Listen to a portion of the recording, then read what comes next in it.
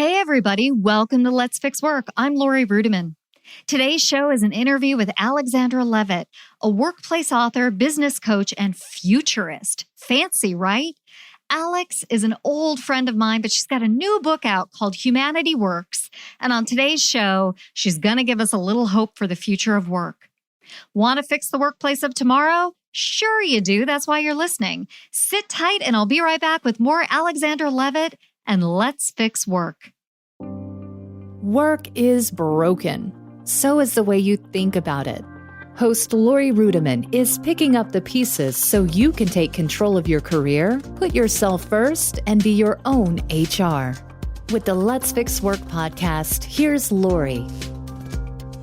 Hey friends, Lori Rudiman here. It's Let's Fix Work, and it's a special Let's Fix Work today because I have a longtime friend, a dear friend, an amazing woman, Alexandra Levit. Alex, how you doing today? I'm doing well, Lori. Thank you so much for having me. I'm so excited. Hi, everyone.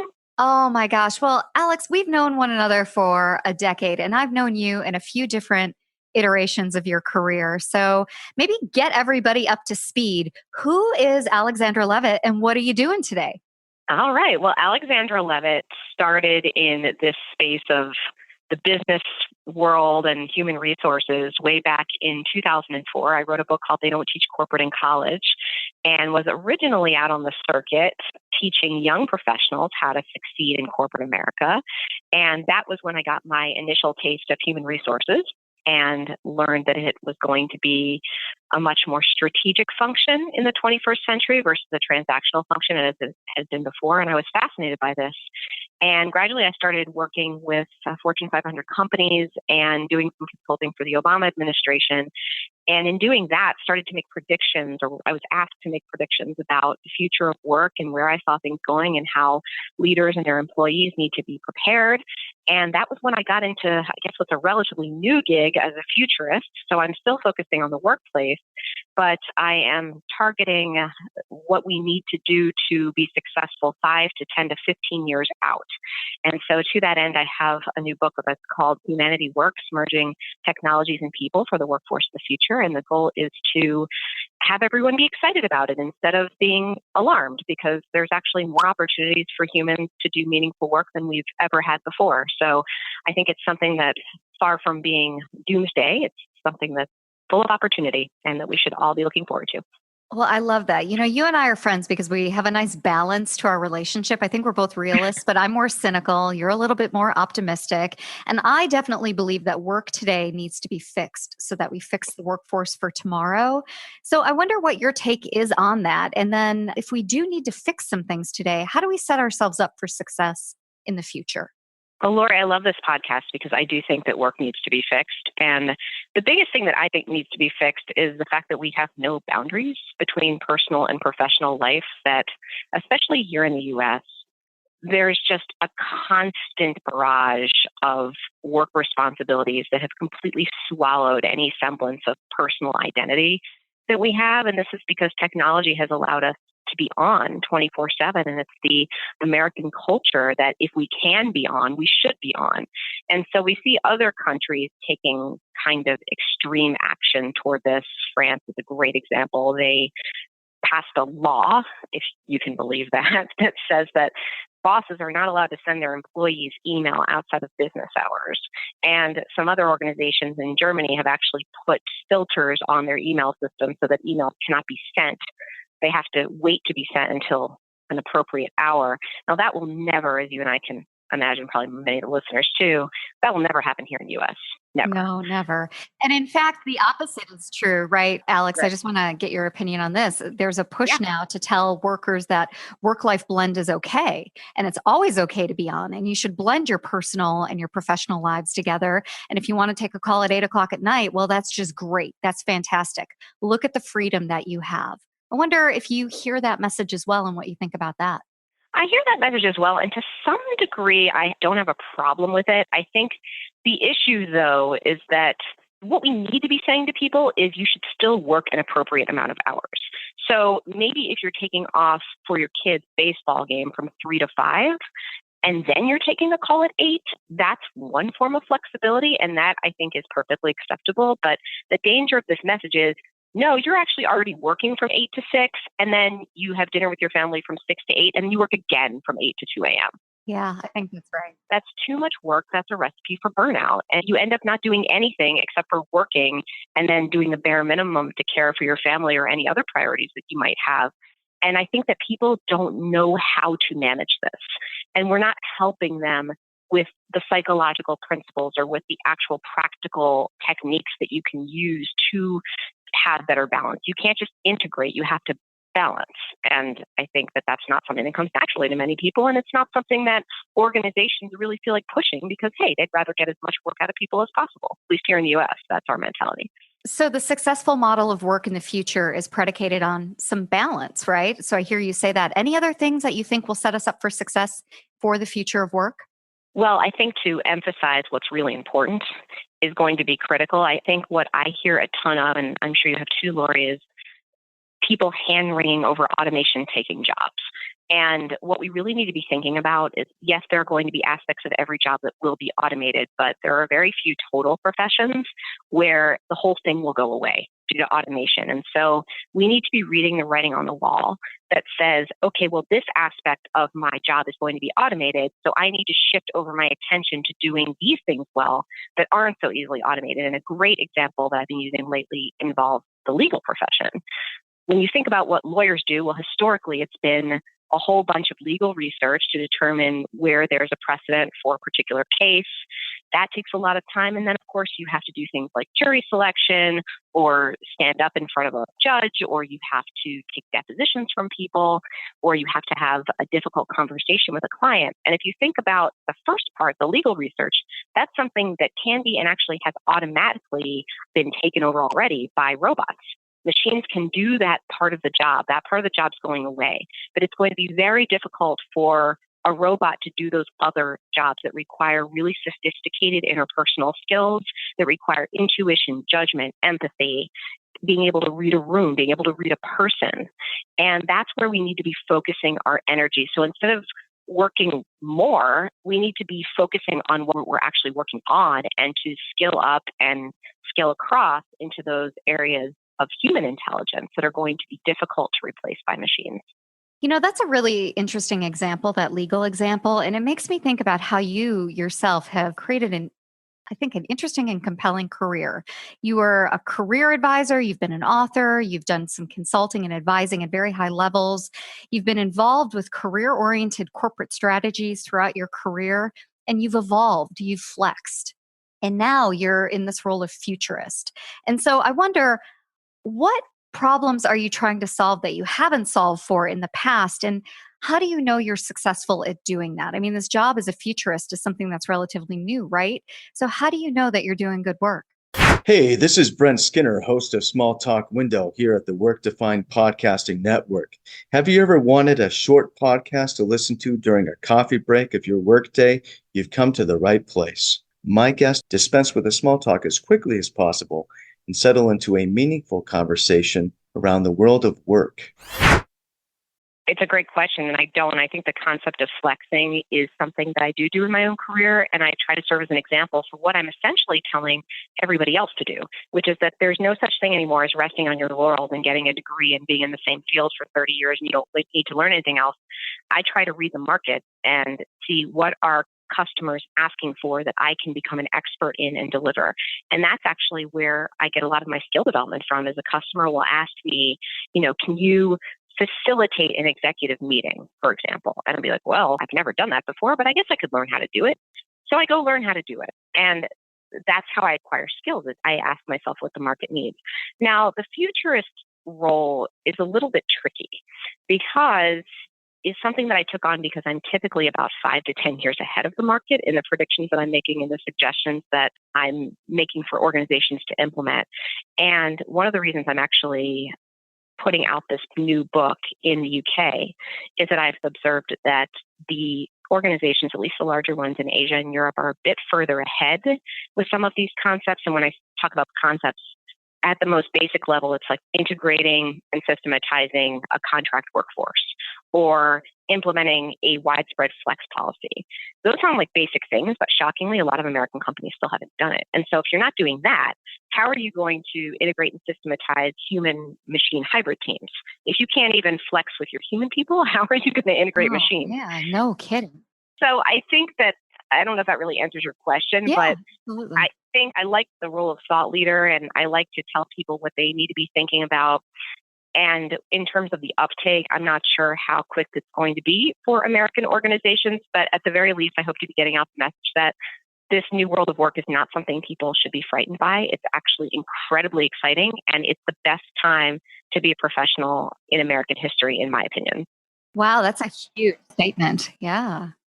Yeah, I mean, just like the Industrial Revolution, everyone thought that all these people are going to get jobs and, everyone was going to starve. And actually, new job categories were created for every piece of technology that was added to a factory. There had to be 4 humans there to oversee it. So it's the same type of situation here in the sense that I have a great example of an organization. I'm not going to mention the name, but they're working on a chatbot that's going to be an onboarding chatbot. So it's going to help people find the information that they need when they come on board as new hires. And it's taking, I think, a team of 20 humans to create this thing to figure out, all right, well, how do we design it? How do we oversee it once it's out there? How do we redeploy it if it's not working properly? If it breaks, what do we do? So there's this whole team that was working on other stuff now that's now working on this chatbot. So wherever there's technology, we still need humans to work with it. I see it. Well, Alex, as I think about the future of work and as you describe it, one of the things that I think worries me is the fact that we have work and the advancement and the evolution of work going like 100 miles an hour. And we have a social and political conversation going about 2 miles an hour. So the way we structure our government, our benefits, especially here in America, it's not keeping up with the change of pace in the world of corporate America. So do you see that tension, and do you have any ideas around it or opinions around it? What's going to happen when we move to this project-based workforce, but our benefits are still corporate driven under an old FTE way of doing business? I see this tension all the time, Lori, and it's in every organization that I walk into and do a talk or consult. It's like, well, we realize we need to do this, but our systems won't allow it. We're not set up that way. And so I think what we're going to see, it's just going to be a very painful, gradual change for most organizations where, okay, it's on a manager case by case basis, we can implement some of this stuff. We can adhere to the tax laws with contract workers, and we can gradually start bringing them in. And then when it reaches critical mass, then we're going to have to do something about it. It's kind of like what happened with the millennials. When they came in for a while, it was like, well, we're just going to kind of painfully integrate the millennials. And then when the millennials became a majority of the workforce, then we realized, wow, we actually have to change things. And unfortunately, it was about 10 years later than it really should have been. And I think some of these benefit structures and just the overall corporate structure that's set up for FTEs and not for this kind of fluid, diverse workforce that we're going to have, it's going to be the same thing. I think it's what we should be doing is systematizing it now. What we're going to be doing, if I'm being realistic, which, as you know, I always am, is probably 10 years down the road. It's painful, painful. As we close out the segment, I want to know a couple of things that we're going to learn about in your book. So tell us a little bit about the book itself and what we can look forward to as we pick up a copy at Amazon or Barnes & Noble or even an old school local bookstore. Well, thanks, Lori. Thank you so much for the support. So Humanity Works is primarily for the leader. It was written because I would be in organizations and I would be asked, okay, well, you have all these trends like the rise of the contract workforce, the integration of technology and the rise of human machine hybrid teams. You're emphasizing human skills. And I had done this TED talk and everyone was like really excited. But then the natural question that comes at the end of all that is, okay, but what do we do? Like, that's all great that these things are changing, but I, as a leader, have no idea what I'm supposed to do. Like, if I want to develop empathy in my employee base, because that's something that we're going to need, or if I want to develop what are called applied technology skills, which is the ability to work with technology and decide when technology is appropriate to solve different problems and to implement it, how do I grow that skill set? How do I actually do that? It's fine to say that we need to. And so that's why I wrote the book. So the book is a very tangible, all right, here are the trends, and here's literally what you as a leader need to do step by step to start preparing. And that's where we're at with this. It's about starting. It's not about solving all these problems overnight, but it's about, okay, these are going to be things that are going to be absolutely critical by the year 2030. If you want to do something tomorrow, here's what you do. And it's 5 things.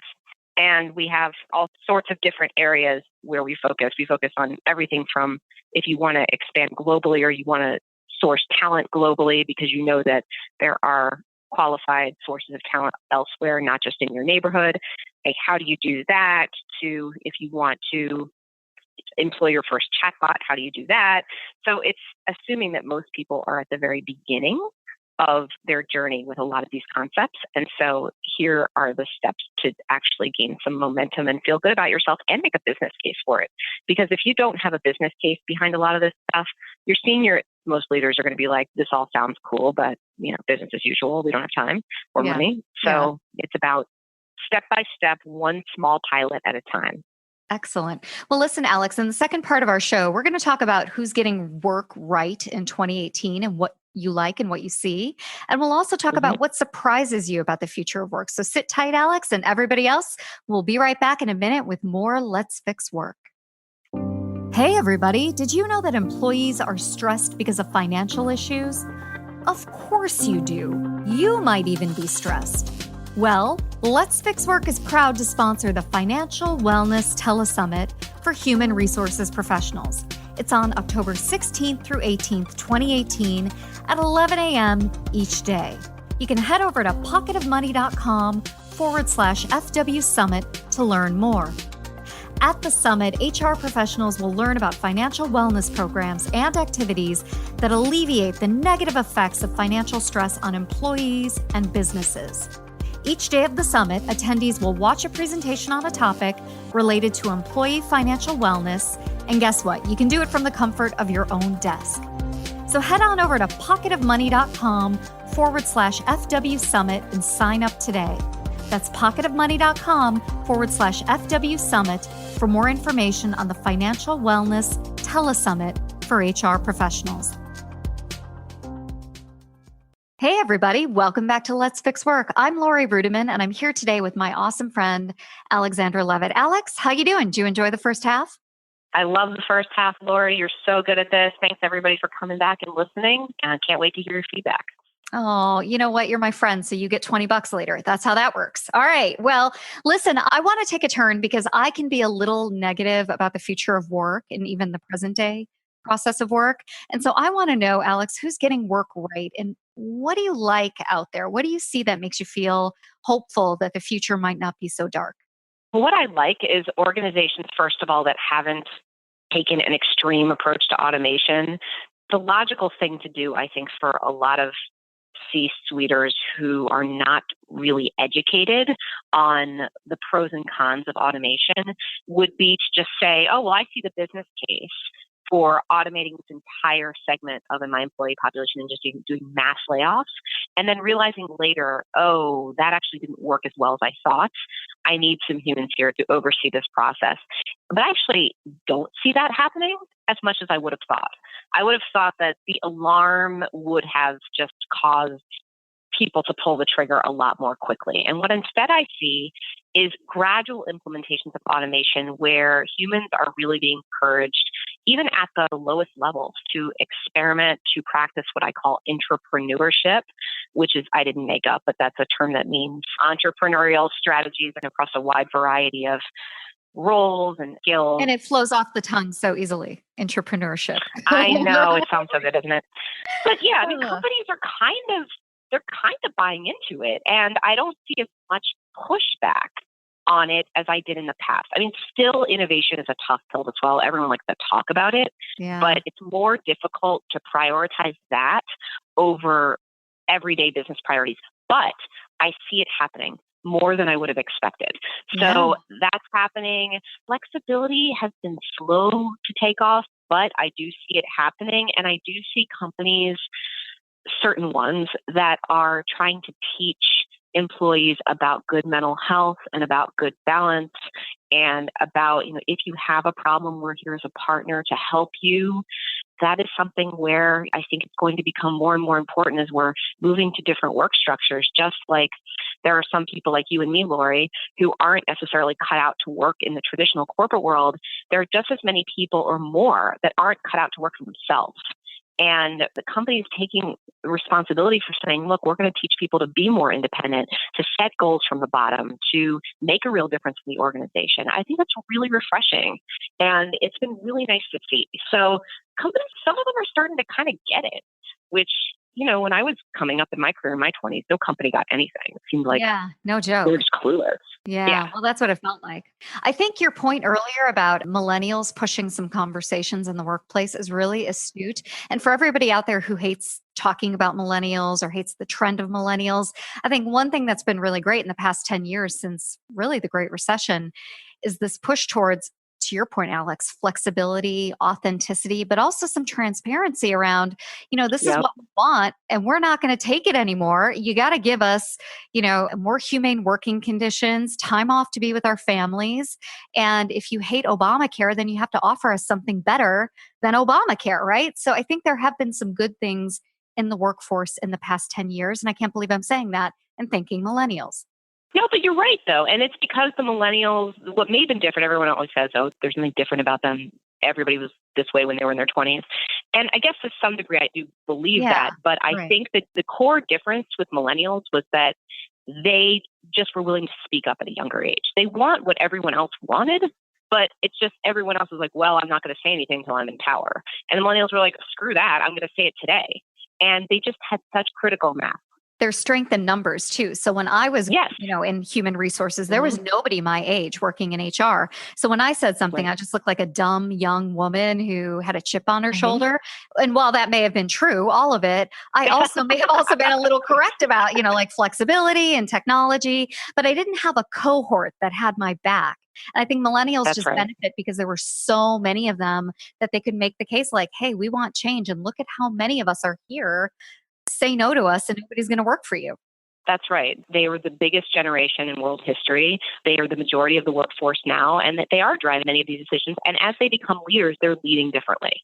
So they're starting to say, well, I'm not going to do this hierarchy thing. Everyone on my team's equal. Everyone has a different skill set, and we're going to be more collaborative. And that's a huge change. And that's led to the rise of, well, probably not a total holacracy in most organizations, an organization that's much flatter, that's being driven by individuals as opposed to a group of executives in a boardroom. And it is nice to see. So I think your point is exactly right, that this employee population that is driving some of these changes and insisting on them, because otherwise you can't get talent. My favorite example of this is, and again, I'm not going to mention the organization name, but I worked with an organization that was located in kind of the worst area of the country. Like no young person was ever going to want to move there. We could make some guesses where that is. I'm happy to start guessing, but no, I won't. Yeah. That's mean. All right. But yeah, they only wanted people who were local for the longest time. They're like, we're just going to insist this is a good company. People should want to move here. They should deal with it. And then finally, they were like, you know what, we're going to have to start embracing remote work and virtual teams because otherwise we can't get the best people. Yeah. And eventually they relented. They had to. Yeah. And so that's the reality. But it's nice to see companies, instead of burying their heads in the sand and just being stubborn about it, saying, okay, well, you know what, we really are going to need to make some changes. And seeing it actually happen in real time is kind of cool. Well, that is kind of cool, actually. Well, I also wonder what the future, you've talked about what the future of work looks like in terms of, this mix of technology and human hybrid and flexible teams and collaboration. But I wonder what the future of work is like for working men and women or people of the LGBT community or people of color, because a lot of times automation and just advancement steamrolls over the least among us in society. Right. So are you optimistic for these individual groups, or do we have some work to do? Hey, we're the payroll baddies, and our mission is to make payroll fun and relatable. And call out industry when we hear it. You got to call it out. You got to call it like you see it. But we also got to shine a light on all those unsung payroll heroes out there, making sure we get paid. Yeah, those are the real payroll baddies out there, and we love sharing their stories and showing them love. With gold chain and everything, baby. By the way, SAP is the best payroll out there, and if you don't like it, get out. This is a great question too. I am optimistic. I'm cautiously optimistic. So there's a couple of things happening in the diversity and inclusion space. So the big trend now is towards something called cognitive diversity and inclusion, which essentially just means that you can show up and have your unique perspective and show your background and that you're listened to and respected and that your point of view is taken into account, regardless of where you came from, what you look like, what your experience level is, et cetera. The problem is that until we get everybody in the room, it's impossible to listen to them. So if we don't get traditional diversity and inclusion right, it's very hard to get cognitive diversity and inclusion right because the people have to be there to start. So that's one thing. So I think sometimes we're trying to get a little bit ahead of ourselves with a lot of organizations that haven't quite mastered how to source and recruit a truly diverse population of people. So that's one thing. The other thing is I think I am optimistic with respect to especially recruiting technologies that are helping us remove the bias from employment decisions. Where I get a little bit squirrely is that human beings build these algorithms. So if a human is biased, the algorithm's going to be biased. And so I think there's a lot of technology out there that has a lot of promise, but I think we can't look at it as a panacea. It's like, well, if I use this algorithm, then I never have to worry about bias in the employment process again, because this will make it foolproof. And that's not true. We still have a lot of work to do in that space. And this is not an area we've mastered by any stretch. It is not an area with an easy fix, including technology. And so there are developments that we can be proud of, particularly in the area of recruitment software. But this is something that we just have to keep working on. And I think that the biggest thing that I talk about in the book is unconscious bias, because being aware that we all make these natural attributions based on past experiences we might have had, based on our culture growing up, and to know that those things are natural and that they're going to pop into our heads, but we don't necessarily need to listen to it, is probably the biggest weapon against decisions that are made from bias. We know bias exists. Everybody needs to take it into account, and just being reminded of it and knowing that you just have to take a step back, reassess, be as objective as you can in terms of your measurements and in terms of making sure you're comparing apples to apples and that you're not allowing that to get in the way, I think is probably most important. Really interesting. When you talked about cognitive diversity, it's one of those weird topics that I'm just going to state my opinion on it, Alex. It sounds like something like an older white man made up. Okay. Because there is no way that a person of color or a woman or anybody who's part of a marginalized community be like, oh, yeah, cognitive diversity. That sounds real good. It's one of those phrases that drives me crazy whenever I hear the discussion. Thank you for addressing it so earnestly and head on, because you're right. You can't have cognitive diversity until, what did you say? You have the right people in the room, correct? Yeah, you have traditional diversity, like actually having, and what you say is interesting because I have heard people, specifically when I worked on a study with Deloitte, around this notion of cognitive diversity and inclusion, I heard from some people of color who were like, that's great. I'm an African American in a largely Caucasian company. So like, what do I do? Yeah. I still have the same problems that I had before. And it's great that people who are entry level are now getting their opinions taken care of. But like, I'm like a senior leader and I still, so Sure. That's the thing. I think we just have to be very careful that we don't try to get ahead of ourselves. Most organizations have an actual problem with diversity and inclusion. Yes, they do. Yes, fair. Well, listen, if there's one message you can leave with our listeners about the book, about the future of work, about your role as a futurist, what is it? My main message is, Lori, is that it is an exciting time to be a professional, but everyone has to take ownership for their own development. And leaders have to take ownership of the development of their workforces to start putting small programs into place little by little that will help us be competitive and marketable in a workforce that's continually evolving. And that means that we're going to have to be agile and we're going to have to be willing to change. And we're going to have to be willing to look at new strategies all the time and not be stuck in what worked for us in the past, because that's a surefire path to disaster. So there's opportunity, but we need to make sure we take advantage of it and don't bury our heads in the sand. Fabulous, Alex. Listen, I want everybody to go out there and buy your book and learn all about you. So where can we find you and what's important for us to see on the web?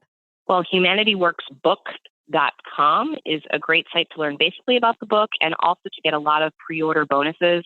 If you order any quantity of books before the book is available here in the U.S. on the 28th of October, you can actually get quite a lot of free stuff. You can get free speaking engagements, free consulting. So keep that in mind because, if you hire me for a speaking engagement, it's going to be more money than if you buy this amount of books. So it's significant savings to try and get the word out there about this book and what we're looking to do. So if you look at it and you have any questions, feel free to give me a ring, but it's humanityworksbook.com. Awesome. We will make sure that's included in the show notes. Alex, it's so great to catch up with you. I want the free perk where we go out and get some cookies or something, or like a brownie, whatever. Let's do that perk. I remember when we did that in London. That was so fun. Remember when we got the brownies in London? Oh, it's so great. I miss you so much. Well, listen, thanks again for being a guest on Let's Fix Work. And everybody, sit tight. We'll be right back right after the break. Hey, everybody. It's Lori Rudiman here. I'm all in on the Let's Fix Work podcast. I want to deprioritize corporate interests, amplify good ideas, and help people fix work by fixing themselves. But I need your help. Please head over to patreon.com/Let's Fix Work and contribute to the podcast's growth. I need your help in building an infrastructure, growing the community, and making Let's Fix Work a permanent place for good ideas. Your donation is essential for the show's success, and any contribution would mean the world to me. Thank you again so much for listening to Let's Fix Work, and thanks in advance for your support. Hey, friends. Hope you enjoyed my conversation with Alexandra Levit. You can get all of her information in the show notes, but go ahead and connect with her online at humanityworksbook.com. And while you're at it, connect with me at L. Rudiman and Let's Fix Work. Let's Fix Work is a production of One Stone Creative. Audra Casino, Megan Doherty, and Gerson de la Flèche make the show sound great. Like what you hear? Please subscribe in iTunes, Stitcher, Spotify, Pocket Cast, or wherever you get your podcasts. And please leave us a 5-star review. Now that's all for this week's show. I hope you enjoyed it. We'll see you next time on Let's Fix Work. Make plans to attend the free Financial Wellness Telesummit where HR pros will discover how to alleviate the negative effects of financial stress on employees and business. Learn how to develop benefits, address employee concerns, and how to recruit top talent. It's coming up October 16th through the 18th, and to register, go to pocketofmoney.com/FW Summit.